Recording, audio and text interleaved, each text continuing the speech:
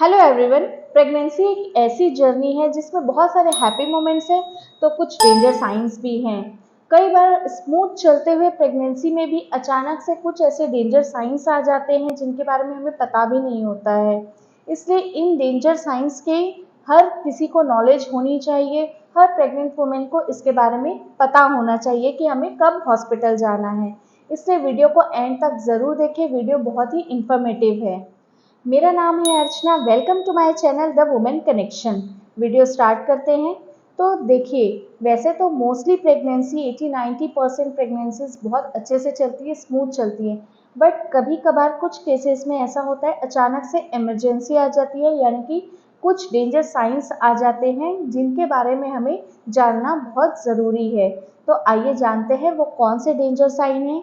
जिसमें कि सबसे पहला डेंजर साइन है ब्लीडिंग होना। देखिए, अगर आपको फर्स्ट ट्राइमेस्टर में हल्की स्पॉटिंग हो रही है तो ये तो नॉर्मल है, क्योंकि ये आपकी इम्प्लांटेशन ब्लीडिंग हो सकती है।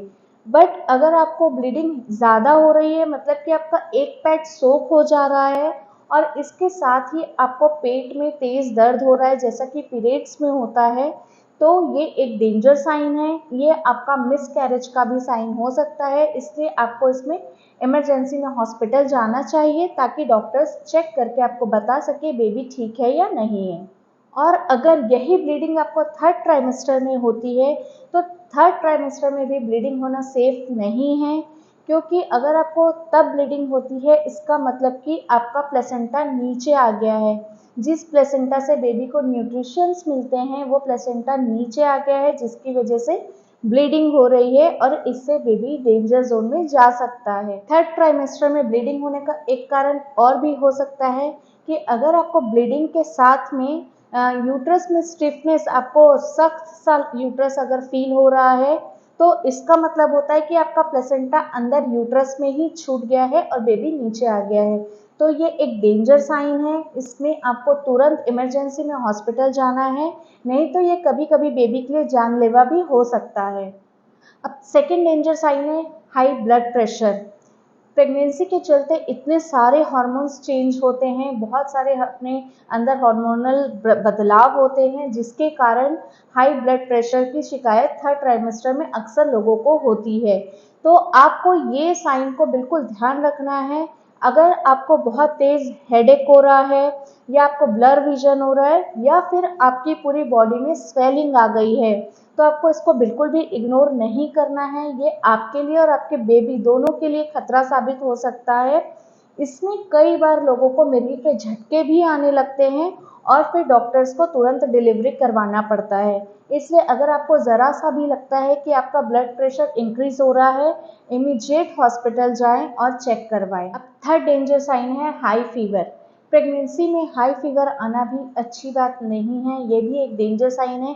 अगर आपका फीवर एक दिन में आके ठीक हो जाता है तब तो ठीक है, बट अगर मेडिसिन लेने के बाद भी आपका फीवर नहीं कम हो रहा है, 2 दिन हो गए हैं और हाई फीवर है, तब आपको इमरजेंसी में हॉस्पिटल जाना चाहिए, क्योंकि ये आपके लिए और बेबी के लिए दोनों के लिए सही नहीं है। फोर्थ डेंजर साइन है लोअर एब्डोमिनल पेन। अगर आपको पेट के निचले हिस्से में तेज दर्द हो रहा है और ये दर्द आपको रुक रुक के हो रहा है, तो आपको इस तरीके के पेन को बिल्कुल भी इग्नोर नहीं करना है। आपको इमीडिएट हॉस्पिटल जाना चाहिए। और अगर ये पेन आपको 37 वीक के पहले होता है तो हो सकता है कि आपकी प्री टर्म डिलीवरी भी हो जाए। पर अगर आप टाइम से हॉस्पिटल चले जाएंगे तो मे बी डॉक्टर आपको कुछ मेडिसिन या फिर इंजेक्शंस देके आपकी प्री टर्म डिलीवरी को रोक सकते हैं। लास्ट फिफ्थ डेंजर साइन है बेबी मूवमेंट।